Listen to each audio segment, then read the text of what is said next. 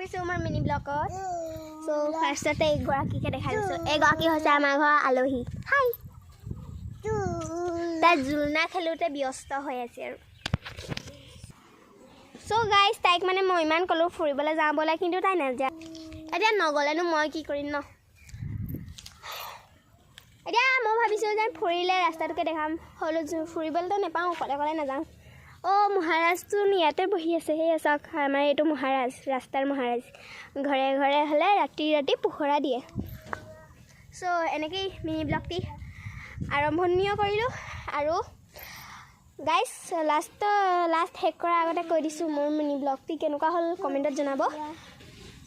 বা লাইক কৰি দিব তেতিয়া গম পাই যাম